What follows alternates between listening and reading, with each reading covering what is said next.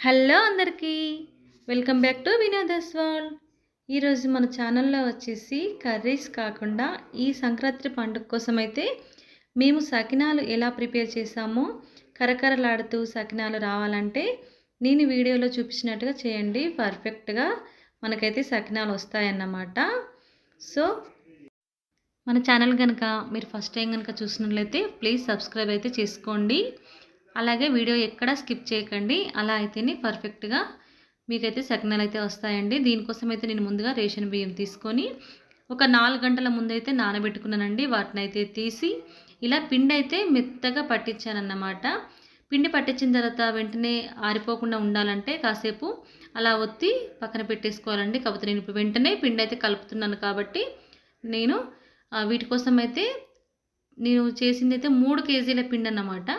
3 కేజీల పిండికి చెటాకు ఓమో వేశాను.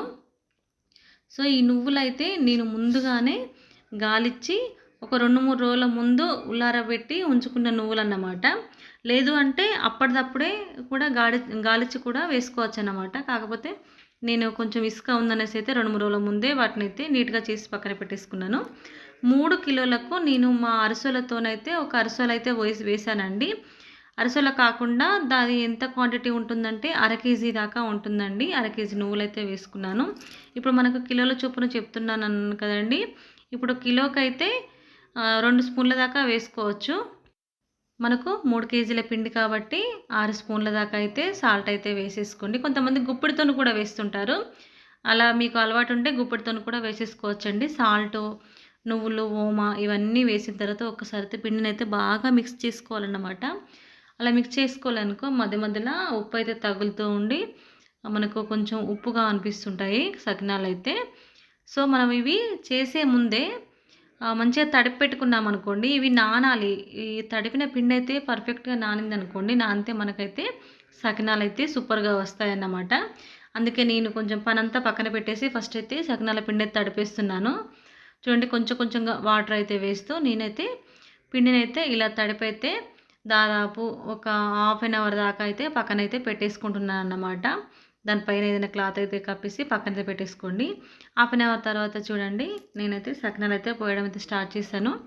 ఈ సంక్రాంతి పండుగకు కంపల్సరీగా గౌరమ్మను పెట్టుకోవాలన్నమాట. అంటే పిండి గౌరమ్మని ఫస్ట్ సకినా అయితే పోసి దాంట్లో పిండితోని ఇట్లా గౌరమ్మలాగా చేసి పసుపు కుంకుమ అయితే పెట్టుకోవాలన్నమాట. ఈ సంక్రాంతికి కంపల్సరీగా అలా పెట్టుకుంటాము. సకినాలు చేసేటప్పుడు పసుపు కుంకుమ సకినప్పకైతే పెట్టేసిన తర్వాత మనం కూడా పెట్టుకోవాలన్నమాట. అలా పెట్టుకొని అయితే ఇక అప్పాలు చేయడం అయితే నేనైతే స్టార్ట్ చేశానండి. దాదాపు ఒక 2 గంటలలో నా అప్పాలన్నీ అయితే కంప్లీట్ అయిపోయాయండి. నాతో పాటే మా వాళ్ళు కూడా వచ్చారు. సో వాళ్ళు నేను అందరం కలిసి అయితే ఫస్ట్ అయితే సకినాలు అయితే చుట్టడం అయితే కంప్లీట్ చేశామండి. పిండి మంచిగా నానిపోయింది కాబట్టి నాకు అసలు తెగకుండా పర్ఫెక్ట్గా వచ్చాయన్నమాట. అందుకే ఎప్పుడు కానీ సకినాల పిండి మనం తడిపిన వెంటనే చేయకూడదు.